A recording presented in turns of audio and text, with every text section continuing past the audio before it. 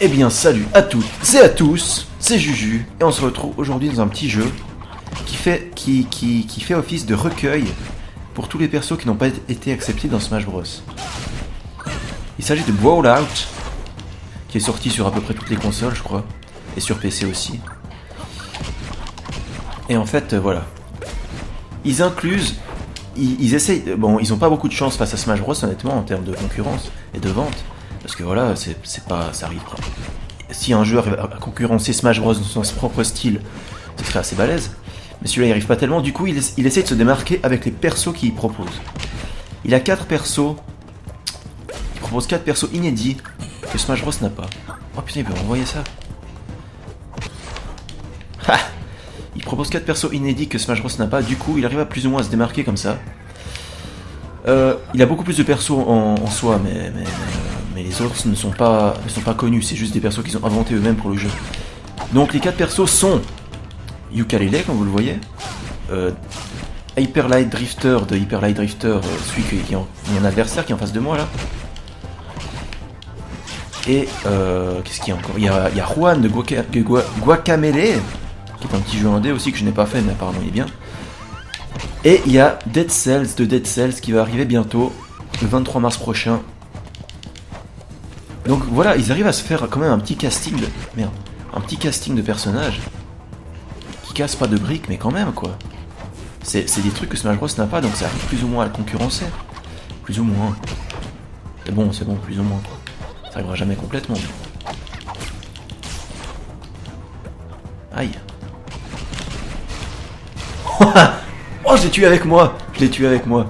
Pas mal. De toute façon, il avait une vie de retard, donc je suis de toute façon avantagé. Par mon suicide collectif, là.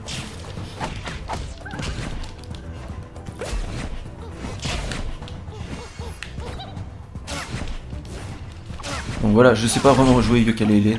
Bon, le gameplay, sinon, est à peu près le même que Smash Bros, à l'exception que tu n'as pas de grab. Enfin... T'as certains persos qui ont des grabs spécifiques à leur mouvement, mais c'est juste leur mouvement à eux. Mais t'as pas un bouton pour un grab, c'est ça que je veux dire. Et t'as pas un bouton pour le bouclier. Tu peux faire des roulades, comme Smash Bros, mais tu peux pas contrer. Tu peux juste faire une petite esquive comme ça. Et t'as pas de bouton pour te protéger.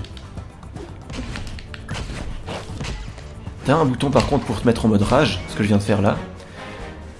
Quand tu subis suffisamment de dégâts, t'as une petite jauge qui monte en dessous de ton pourcentage, et une fois qu'elle est pleine, tu peux utiliser le mode rage, et ça éjecte l'adversaire beaucoup plus facilement. Ce que vous venez de voir à la fin. Et voilà. Et voilà. Je crois que c'est à peu près tout ce que je voulais vous dire sur ce jeu. C'est une sorte de Smash Bros Underground qui recueille les persos qui n'ont pas été voulus, qui n'ont pas été acceptés dans Smash Bros. Si tu veux voir le truc comme ça, c'est à peu près comme ça que tu peux le voir, parce que c'est à peu près ça. Et voilà. Sinon t'as un mode online qui marche assez bien. Bon, il n'y a pas beaucoup de monde, mais ça marche assez bien. T'as un mode arcade où tu enchaînes les combats pour regagner des pièces d'or.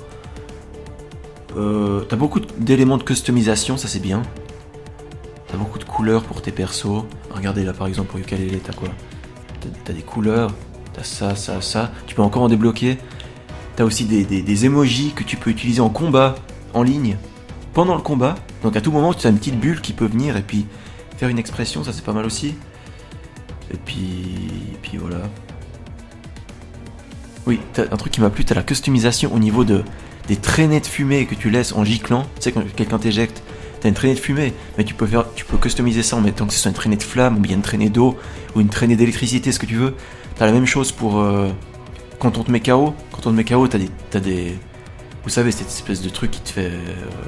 au moment où tu sors de l'écran, tu as une sorte d'explosion au bord de l'écran où tu as éjecté.